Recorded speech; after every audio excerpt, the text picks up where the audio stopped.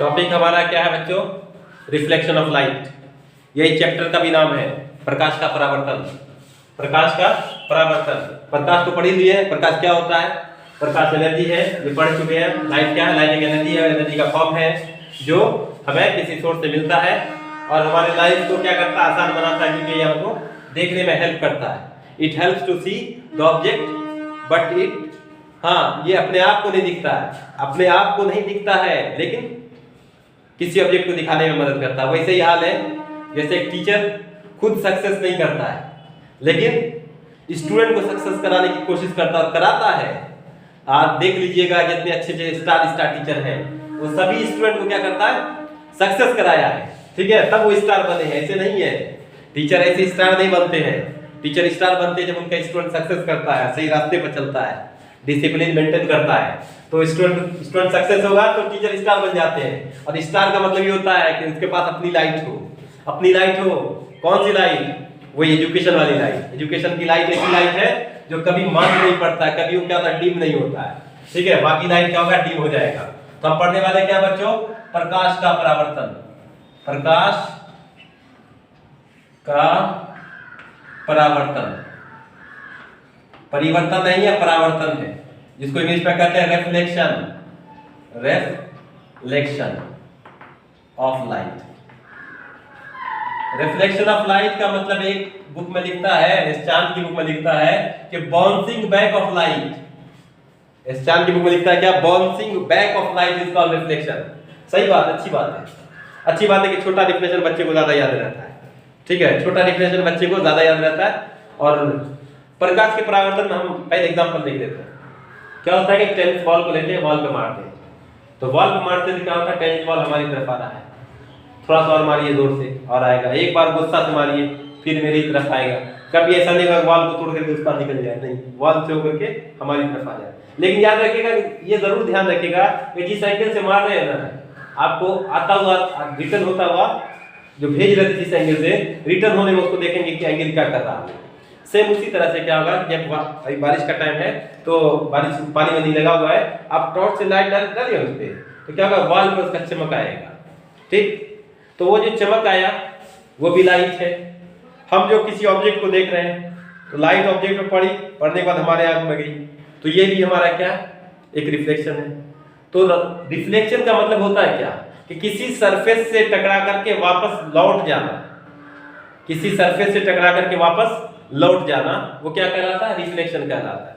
जैसे आप बॉल को मारे तो बॉल रिफ्लेक्ट कर गया।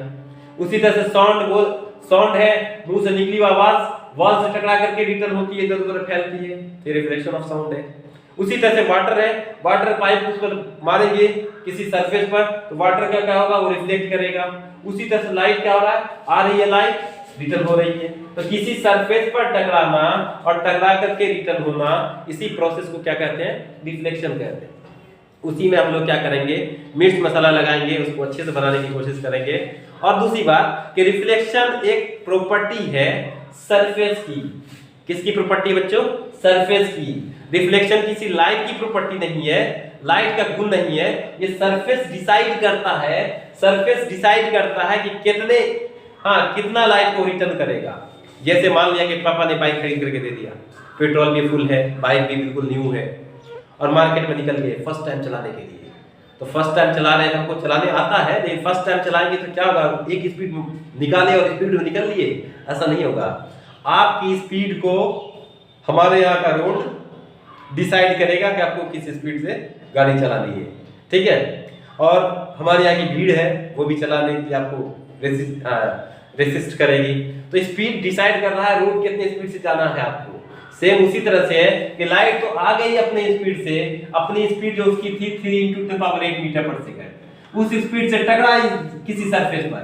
जैसे टकराई किसी सरफेस पर, ऐसा कोई सरफेस था, इस सरफेस पर जैसे टकराई लाइट अपनी स्पीड से, क्योंकि इससे पहले तो इसकी स्पीड इतनी थी, ऐसे टकराई, अब टकरा करके रिटर्न हो गई इधर लाइट, तो क्या इसकी स्पीड इतना ही रहेगी या स्पीड में चेंजिंग होगा, या इसके डायरेक्शन में चेंजिंग होगा, पार्टिकल के मोमेंटम में चेंजिंग होगा? क्या चेंजिंग होगा? वो डिसाइड करेगा कि सरफेस जो है ना, वो सरफेस का नेचर कैसा है। आप देखे होंगे मिरर अपने घर में, मिरर के एक हिस्सा क्या होता है, रिफ्लेक्टर होता है, परावर्तक सतह होता है, रिफ्लेक्टर, और दूसरा हिस्सा जो रहता है ना पॉलिश रहता है। क्या हुआ, पॉलिश का मतलब उस पर पेंट कर दिया गया। अब मान लेते हैं कि पेंट करा हुआ, उस पेंट को आप खुरुच दीजिए, हाँ खुरुच दीजिए, तो क्या होगा, लाइट इस पार उस पार जाएगी, दिख भी नहीं करेगा, रिटर्न नहीं दिखेगा। ये लाइट इधर आना था, रिटर्न होकर उधर चला जाएगा, तो फिर क्या होगा, इमेज नहीं बनेगा। तो देखिए ये पॉलिश सरफेस है, तो ये भी बुक में लिखा हुआ क्या कि सिल्वर, चांदी का जो कलर होता है, silver is best reflector of light, बहुत चमकीला होता है, उस पर लाइट पड़ेगी रिटर्न होगा।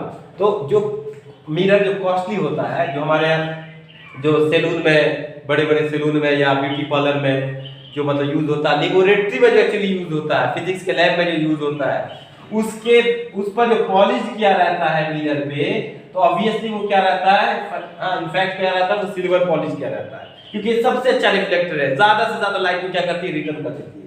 तो देखिए लाइट इधर से आई, टकरा करके रिटर्न आई, कितना रिटर्न आई डिसाइड किया, क्या सरफेस का नेचर कैसा है, सरफेस कितना उसको डिसाइड कर, सरफेस क्या कर रहा है, उसको कितना रिटर्न कर रहा है। यहाँ दो चीज हो गया, एक ये रिटर्न लाइट, एक ये क्या हुआ, रिटर्न लाइट, और दूसरा क्या हुआ, यहाँ पर एब्जॉर्प्शन, कुछ एब्जॉर्ब किया, तो एब्जॉर्प्शन प्लस रिटर्न लाइट ये किसके बराबर होगा, ये इंसिडेंट लाइट के बराबर होगा। कितनी आई, कितनी गई, और कितना उसने एब्जॉर्ब किया। तो ये ऑब्जर्वेशन किस पर डिपेंड करेगा कि नेचर ऑफ पॉलिश और nature of surface, reflector, reflecting surface कैसा है उस नेचर पर डिपेंड करता है। तो देखिए सिंपली क्या कहेंगे हम लोग, रिफ्लेक्शन ऑफ लाइट को बाउंसिंग बैक ऑफ लाइट, उसी तरह से लिखेंगे हम, bouncing back of light, back of light is called reflection of light, light is called reflection of light, reflection of light, प्रकाश का किसी सतह से टकरा करके लौटने की घटना प्रकाश का परावर्तन कहलाता है। प्रकाश का परावर्तन सतह की प्रकृति पर निर्भर करता है कि सतह की प्रकृति कैसी है। Light, reflection of light depends on nature of surface, nature of reflecting surface, reflection of light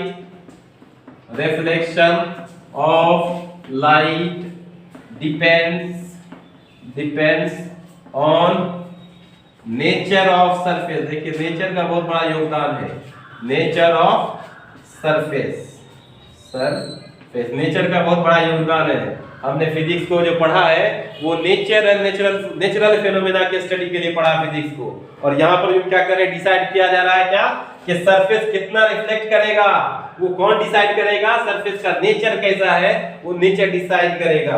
हाँ, तो रिफ्लेक्शन हम जान लिए, आमतौर पर हमारा जितना भी है, हमारा आंख जो है वर्क करता है वो रिफ्लेक्शन पर वर्क कर रहा है, क्योंकि लाइट हमारे आंख में जाएगी नहीं तो ऑब्जेक्ट दिखेगा नहीं। जब ऑब्जेक्ट पर क्या होता है, लाइट पड़ती है, रिफ्लेक्ट होकर के हमारे आंख में जाती है, तब ये ऑब्जेक्ट क्या होता है, दिखाई पड़ता है। आप देखेंगे मिरर का चमकना, इमेज का बनना, प्रतिबिंब का बनना, ये सभी चीजें प्रकाश के परावर्तन पर, रिफ्लेक्शन ऑफ लाइट पर बेस्ड है, उसी पर काम करती है।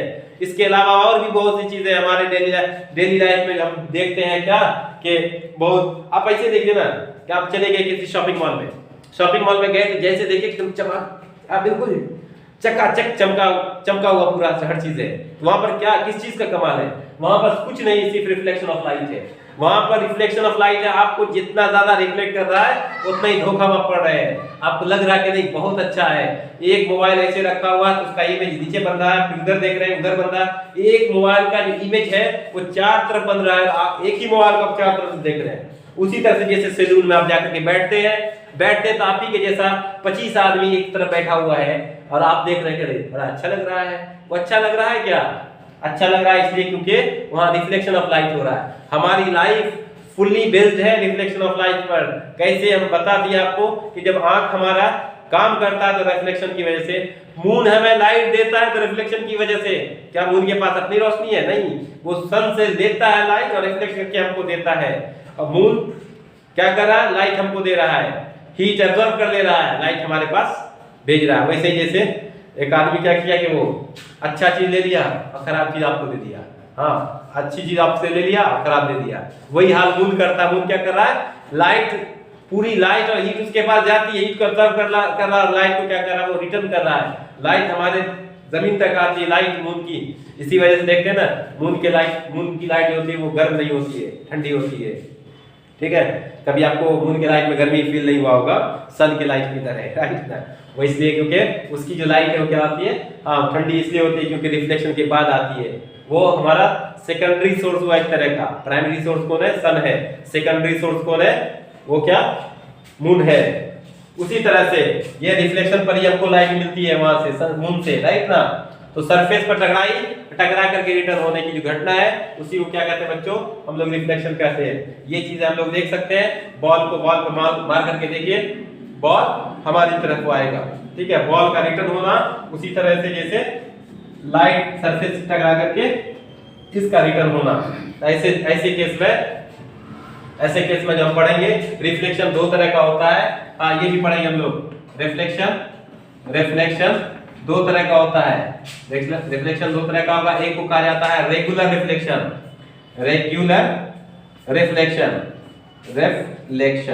और दूसरा होता है इर्रेगुलर रिफ्लेक्शन। इसी इर्रेगुलर रिफ्लेक्शन का दूसरा नाम बच्चे है डिफ्यूज्ड रिफ्लेक्शन। चाहे वो रिफ्लेक्शन रेगुलर हो या डिफ्यूज्ड हो, कौन डिसाइड करेगा, सरफेस डिसाइड करेगा। रेगुलर रिफ्लेक्शन के बारे में थोड़ा सा बताना है कि रेगुलर रिफ्लेक्शन किसी प्लेन सरफेस पर होगा, राइट। और इर्रेगुलर जो डिफ्यूज रिफ्लेक्शन है किसी जिगजैग सरफेस पर होगा, इर्रेगुलर सरफेस पर होगा, ठीक है। ऐसे केस में जब लाइट आएगी सरफेस पर टकरा करके जाएगी, वो आपस में पैरेलल होगी। मींस रिफ्लेक्टेड रे क्या होगा, पैरेलल होगा इंसिडेंट रे के, ओके, नॉट इंसिडेंट रे। हाँ रिफ्लेक्टेड रे के पैरेलल होगा। ये इंसिडेंट रे को तो पैरेलल माना ही जाता है। सन से आती हुई लाइट को पैरेलल मानी जाती है, उसके रे को क्या माना जाता है, पैरेलल माना जाता है। आती हुई लाइट तो पैरेलल है ही, लेकिन जो रिटर्न होगी लाइट वो भी क्या होनी चाहिए, पैरेलल होगी। किसमें, रेगुलर रिफ्लेक्शन में। लेकिन इर्रेगुलर में क्या होगा, लाइट ऐसे आएगी इस तरह से, लेकिन रिटर्न होने के बाद ये कभी नहीं होगा कि लाइट आपस में क्या होगा, पैरेलल हो। वो क्या होगा, नॉन पैरेलल लाइट प्रोड्यूस करेगा। आई बात समझ में। जो रेगुलर रिफ्लेक्शन होगा वो प्लेन जो होगा सरफेस पर होगा, और ये जिगजैग सरफेस पर होगा। इससे क्या होगा, जो रिफ्लेक्टेड रे होगा आपस में पैरेलल होगा, इसमें रिफ्लेक्टेड रे पैरेलल नहीं होगा।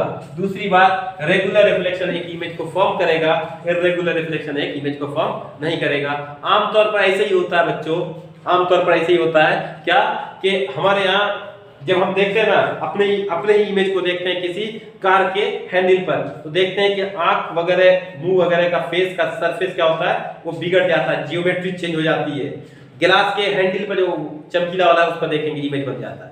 एक चम्मच स्पून पर देखेंगे हमारा इमेज बनेगा, प्लेट में इमेज बनेगा, वाटर में झांक करके देखेंगे तो उसमें इमेज बनेगा, राइट ना।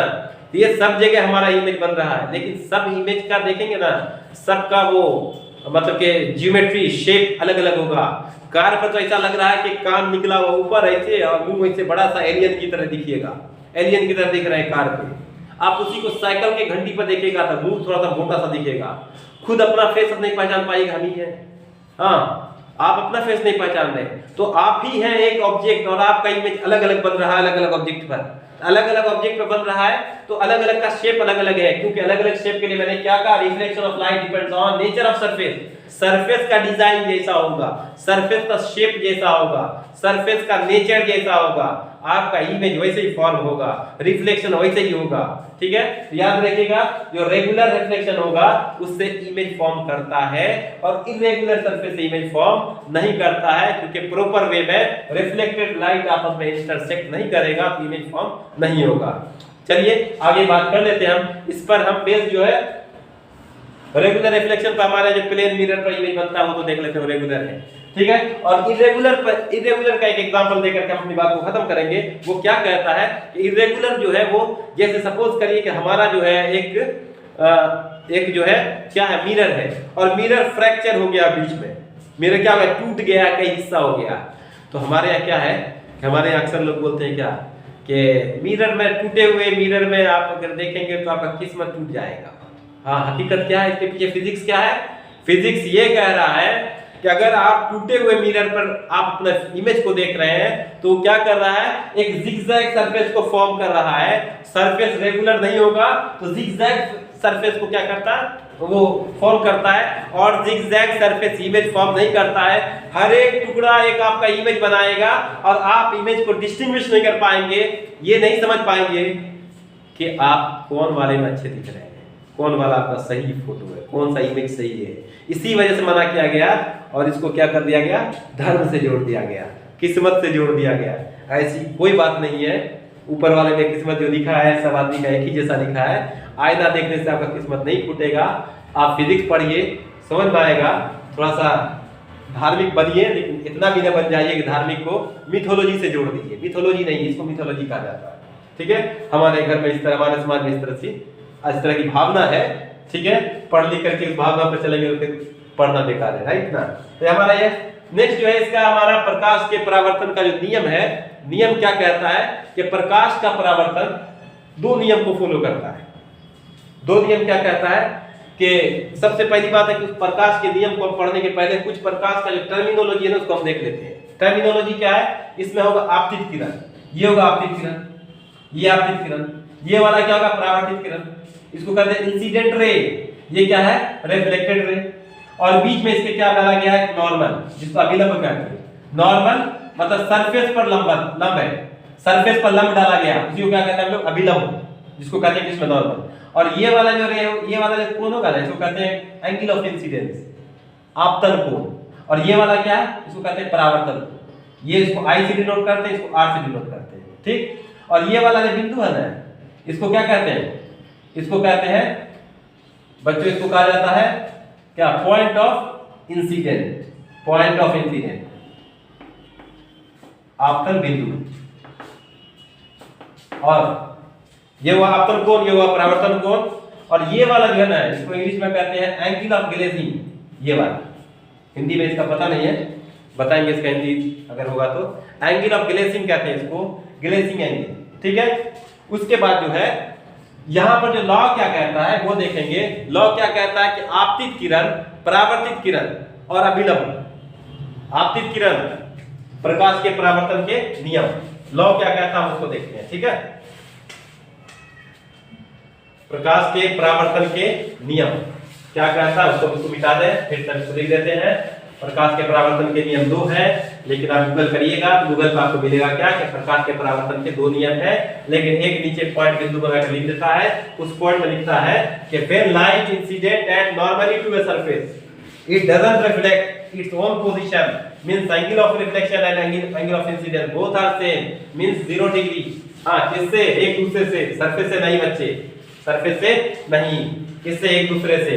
तो क्या कहता है law of reflection, law of reflection कहता है कि incident ray, reflected ray and normal all are at से lying at same point, same plane, एक ही बिंदु पर और एक ही तल में होते हैं, एक ही बिंदु पर और एक ही तल में होते हैं।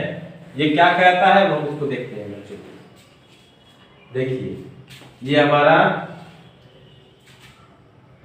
सरफेस है, रिफ्लेक्टर सरफेस है, और इस पर पॉलिश किया हुआ है, ये हुआ रिफ्लेक्टर, ये हमारा पॉलिश सरफेस, ये तो था ही पॉलिश सरफेस, इस पर पॉलिश लगा दिया गया, ठीक। लाइट ऐसे आई, टकराई, रिटर्न हो गई। तो ये हुआ हमारा इंसिडेंट रे, इंसिडेंट रे, ये हुआ हमारा रिफ्लेक्टेड रे, रिफ्लेक्टेड रे। और इस सरफेस के ऊपर में एक नॉर्मल ड्रॉ किया गया है, ठीक।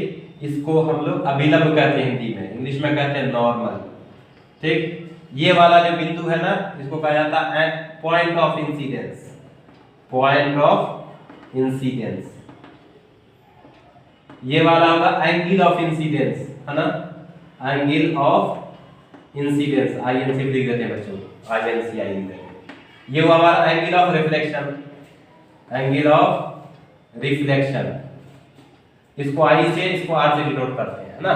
और ये वाला जो एंगल है इसको कहा जाता है angle of glazing, angle of या ग्लेसिंग एंगल, इसको कहा जाता है glazing angle.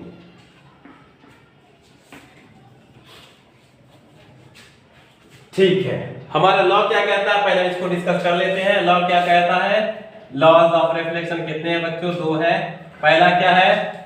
Incident ray, incident ray, reflected ray and normal are lying in same plane and same point. Same plane और सेम पॉइंट पे क्या हो रहा है? ये angle of incidence, sorry angle तो नहीं लिखा था, रे लिखा था। ये इंसिडेंट रे, रिफ्लेक्टेड रे और नॉर्मल तीनों एक ही पॉइंट पर और एक ही तल में होते हैं। मतलब क्या? प्लेन भी सेम हो और जहां से आ रहा है वहां से रिटर्न होगा। ऐसा कभी नहीं होगा कि लाइट आएगी टकराएगी यहां से और रिटर्न हो रहा है यहां से। जैसे सपोज करिए आपके यहाँ कोई गेस्ट आए गेस्ट और रिटर्न भी होंगे तो आपके घर से। अब ऐसा नहीं कि निकले आए आपके यहाँ और निकल रहे पड़ोसी के यहाँ से, ऐसा नहीं हो सकता है कि लाइट आएगी कहाँ? किसी सरफेस पर और निकलेगी कहाँ से? उसी पॉइंट से जहां पर वो आ रहा था। ठीक है, तो एंगल इंसिडेंट रे, रिफ्लेक्टेड रे और नॉर्मल तीनों एक ही पॉइंट पर और एक ही प्लेन में होते हैं। हिंदी में क्या होगा? आपतित किरण, परावर्तित किरण और अभिलंब तीनों एक ही तल पर, एक ही बिंदु पर, एक ही तल में एक ही बिंदु पर होते हैं। मतलब तीनों का जो पॉइंट है कॉमन है। ठीक है, दूसरा क्या कहता है? दूसरा क्या कहता है? Angle of incidence, angle of incidence, incidence and angle of reflection.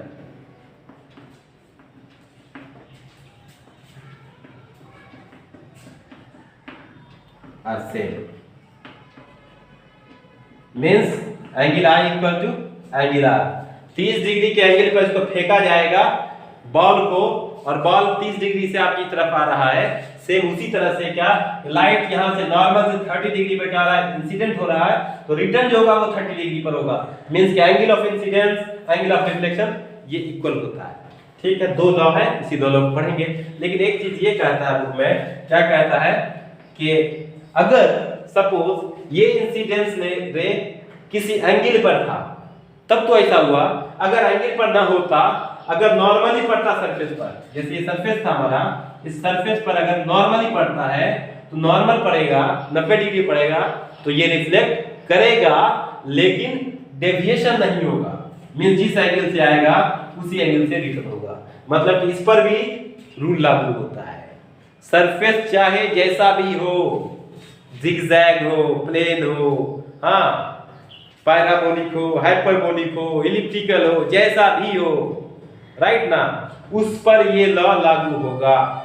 अगर अगर अगर लाइट क्या होती है? सरफेस पर टकराती है तो रिफ्लेक्शन तो होगा लेकिन डेविएशन नहीं होगा। यहां पर क्या रिफ्लेक्शन भी है और डेविएशन भी है। यहां रिफ्लेक्शन है, डेविएशन नहीं है।